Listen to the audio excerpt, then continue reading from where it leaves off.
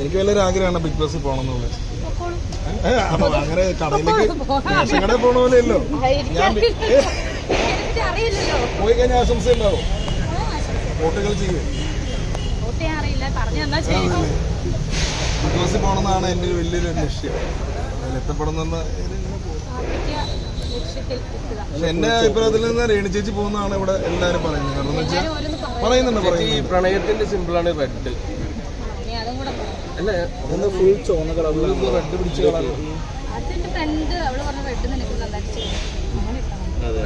Recent കുറച്ച് photoshoot വന്നായിരുന്നല്ലോ. Athira എന്ന് പറയുന്ന മേക്കപ്പ് ആർട്ടിസ്റ്റ് ചേച്ചിയാണ്. അവരെന്നെ മുന്നേ ചെയ്തിട്ടുണ്ട്. നല്ല പടത്തിന്റെ പേര് ഈ പടത്തിന്റെ പേരൊന്ന് കാണിക്കും. ഇതിനെ കുറിച്ച് പറയാ സിനിമയിൽ പ്ലാനിനെ പറ്റി പറഞ്ഞാൽ നല്ല പ്ലാനോടുകൂടി ചെയ്ത ഒരു വർക്കാണ് പ്ലാൻ. അപ്പൊ ഇതിന്റെ അടുത്ത മാസം ഷൂട്ട് തുടങ്ങും. എല്ലാരും സപ്പോർട്ട് ചെയ്യുക. ക്യാരക്ടർ പറഞ്ഞായിരുന്നു, പറയണ്ടല്ലോ. നല്ലൊരു ക്യാരക്ടറാണ്. പ്രതീക്ഷാന്ന് തോന്നുന്നു. എന്റെ പ്ലാൻ ഒഴുക്കിനനുസരിച്ച് വരുന്ന പോലെ എങ്ങനെ അങ്ങ് പോകുന്നതുള്ള പ്രത്യേകിച്ച് ഇന്ന പ്ലാൻ ചെയ്യണം എന്നൊന്നുമില്ല. വരുന്ന പ്ലാൻ അപ്പം നടപ്പിലാണ്. അതാണ് എന്റെ പ്ലാൻ. ഈ പ്ലാൻ ഏത് പ്ലാനാണെന്ന് നമുക്കറിയില്ല. ഈ പ്ലാൻ നമുക്ക് അടുത്ത മാസം ഷൂട്ട് കഴിഞ്ഞ് സിനിമ റിലീസ് ആകാൻ പറയാം. എന്ത് പ്ലാൻ? സർപ്രൈസ്.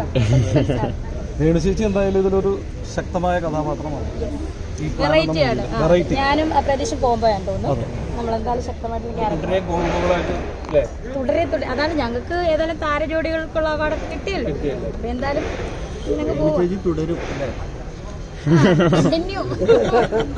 സർക്കാരിന്റെ അവാർഡുകളൊക്കെ കിട്ടിയില്ലേ?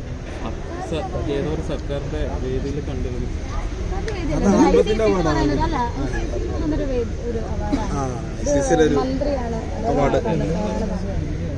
അപ്പോ വിമർശനങ്ങള് കുറെ കമന്റുകളൊക്കെ ഒരുപാട് വരുന്നുണ്ടല്ലോ. ഇനിയിപ്പോ ഇതിനും വരുമല്ലോ. ഇതിന്റെ വാഴയിലും കമന്റ് വരുമല്ലോ. ദാസേട്ടനൊക്കെ ഉണ്ടായിരുന്നു.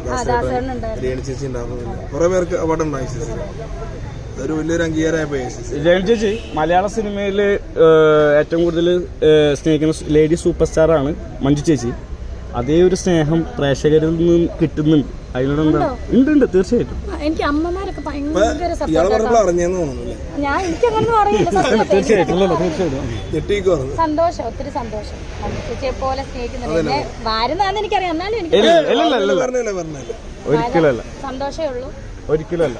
എത്ര അവാർഡുകൾ ഇപ്പൊ കിട്ടിയിട്ടുണ്ട്? ഏറ്റവും നല്ല അവാർഡായിട്ട് തോന്നിയത് എല്ലാം നല്ല അവാർഡ്.